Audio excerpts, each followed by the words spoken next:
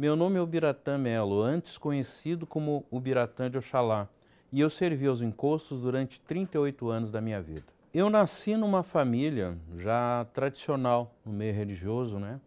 Afro-brasileiro, digamos assim.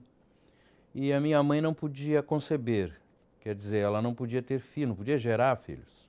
E foi feito um trabalho, a minha mãe e o meu pai passaram uma semana dentro da casa de religião, como marido e mulher, maritalmente. E ali eu fui concebido. E durante os outros 7 anos que se seguiram da minha vida, eu fui criado ali dentro. Eu praticamente não saía, luz do sol era muito pouco. Na realidade, eu estava sendo criado para ser um bruxo. E fui desenvolvendo um determinado ritual da minha vida. Eu sempre fui uma criança isolada, tímida e, né, reservada, né, e treinada, né. Aos 12 anos de idade eu já fui considerado pronto, né, pela religião. Eu já podia, se quisesse, até como eu quis, né, eh, fazer determinados trabalhos, leitura de mãos, jogar búzio. E ali, durante anos, a gente serviu, né, aos encostos. Depois abrimos uma outra casa, num bairro chamado Tristeza, né, onde a gente atendia pessoas de um certo nível financeiro um pouco melhor, né, cantores, principalmente cantores da noite, donos de boate, jogadores de futebol da época e uma infinidade aí de ações que a gente praticava, né. Eu fiz muitos trabalhos em cemitério, em encruzilhadas, em cachoeiras, em catacumbas, em mausoléus, né. E eu me recordo até que uma certa vez a gente entrou num determinado cemitério, num bairro chamado Vila Nova, e naquela manhã tinha sido enterrada uma pessoa e nós fomos lá, desenterramos essa pessoa e tiramos determinadas partes. Eu cria que estava fazendo pelo melhor. Eu cria que estava fazendo coisas para o bem, né? Por exemplo, numa questão conjugal, eu fiz N trabalhos para desmanchar casamentos. Eu via com que aquela pessoa que me pedia para fazer um desmanche daquele casamento, eu via como que eu estivesse fazendo bem para aquela pessoa que me pediu. Aí começaram o sacrifício de animais, né? Galinha, começou por uma pombinha, daqui a pouco é um galo grande, tem que ser de determinada cor, daqui a pouco é um cabrito, é uma ovelha, é um bode, é um boi, né? Até chegar no sacrifício maior, que é o sacrifício da vida humana, né? E foi nesse exato momento que eu vi que eu estava me tornando já não um religioso, mas sim um homicida. Foi quando eu comecei a despertar sobre algumas coisas, né? Sobre a realidade daquilo que estava acontecendo. Eu creio até que Deus já tinha um plano na minha vida. E quando isso aconteceu, foi a hora que eu comecei a me excluir de determinadas amizades, de determinados dias de rituais. E isso foi causando foi gerando dentro da casa de religião uma divisão. Eu comecei a ser excluído, eu comecei a ser ameaçado. Chegou ao ponto, inclusive, da a mãe de santo, na época, me pediu um 4 pé. Você vai ter que ir para o chão de novo. E o meu fundo de poço foi quando eu não pude fazer, não pude cumprir com essa determinação, e a minha primeira esposa veio a falecer. E a minha ex-mãe de encosto, né, ocupada com uma determinada entidade, um determinado orixá, disse que tinha sido ela que tinha feito isso porque eu não tinha cumprido com a minha palavra. E isso me trouxe uma tristeza muito grande, uma depressão. É.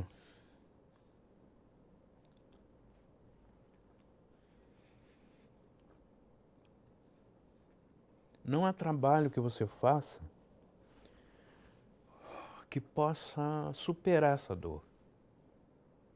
Não tem cemitério, não tem encruzilhada, não tem praia. E aí realmente eu me acordei da onde eu estava, onde eu tinha me colocado. Ninguém me colocou ali. Não posso colocar a culpa em ninguém. Eu mesmo me coloquei, me foi apresentado alguma coisa e eu mesmo entrei. Eu entrei naquele fundo de poço sozinho.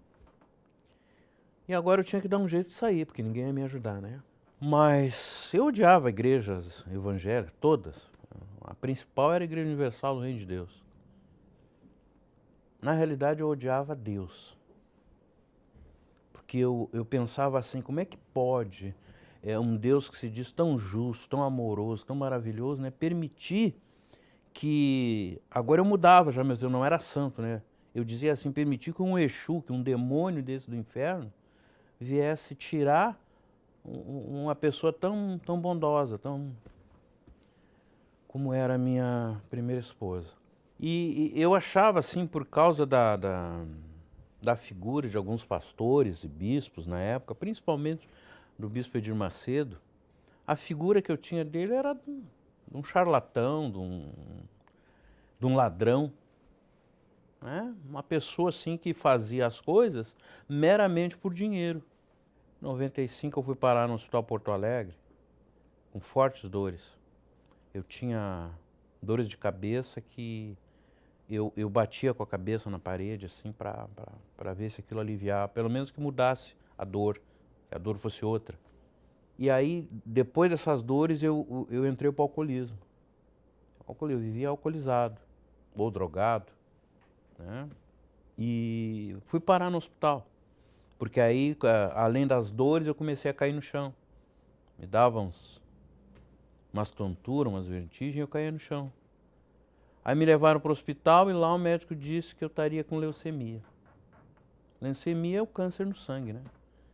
Havia uma programação à noite e eu pedi para o meu filho trazer um rádio, porque nessa altura eu não queria ver rádio, não queria ver televisão, perdão, ouvir rádio, não queria nada. Mas depois do segundo dia que eu comecei a ver aquelas pessoas morrerem, eu queria me distrair com alguma coisa, pedi para o meu filho trazer um rádio. E eu passo e eu vejo uma gritaria. Ah, você que está aí, diabo desgraçado, eu te repreendo. Eu digo, o que é isso, meu Deus? Deve ser programação de algum maluco aí de crente. Era o ladrão. E ele dizia assim, você que está no estado terminal, você está desenganado. O médico disse que tu tem 3 meses de vida.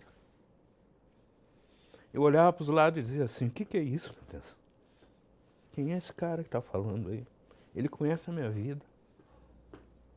É esse aí. Chamado Edir Macedo. Eles não interessam estar no leito de dor, que tu tá morrendo, que tu tá num lugar que tá cheio de pessoas. Dobra o teu joelho aí, cara. Tu tá no fundo do poço. E eu fiz. Segundo dia no hospital.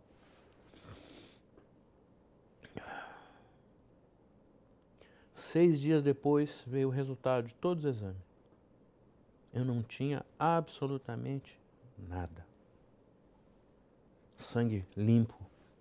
Não havia tumor, não havia nada. Eu não sentia mais dor de cabeça.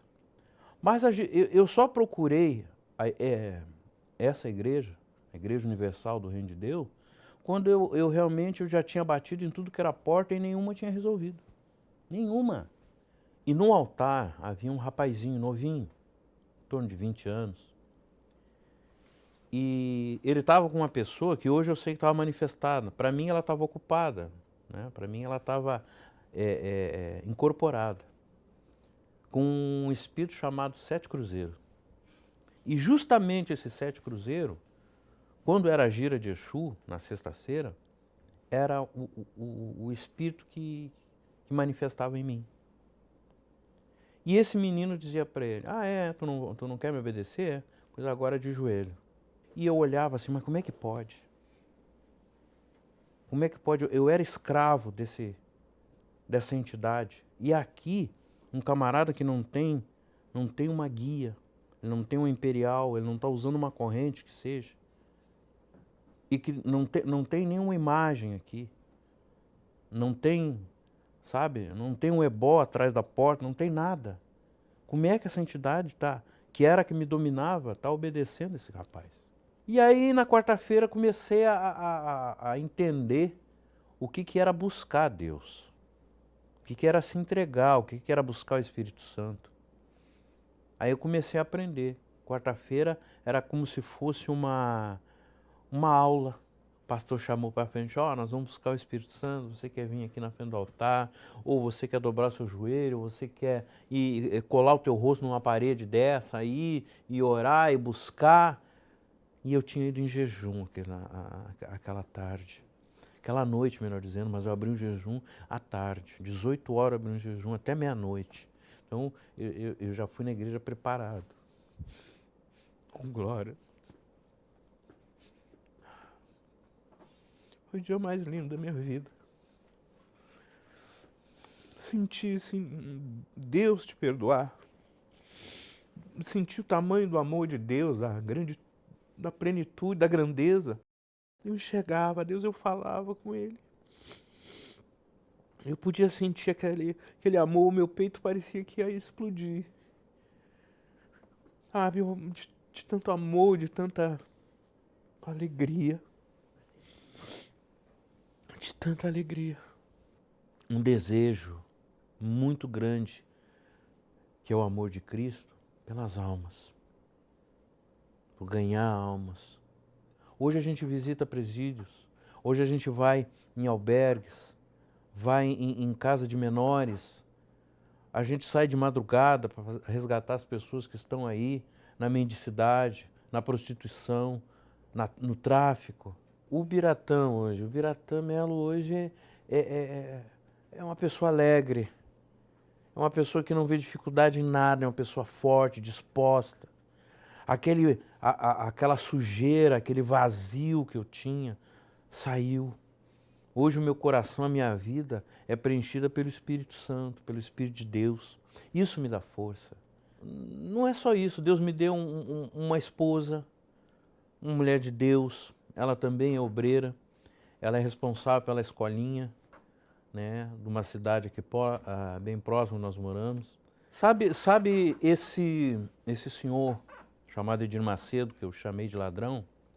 Eu quero dizer uma coisa para vocês do fundo do meu coração, com toda sinceridade. Eu descobri com o passar do tempo, eu estou vou fazer 24 anos, 23 anos como obreiro. Eu quero dizer para você que eu descobri a verdade. Durante todo esse tempo deu para me descobrir a verdade. E realmente ele é ladrão. Realmente. Ele me roubou das garras do diabo e me apresentou esse Deus que eu sirvo hoje. Que Deus te abençoe.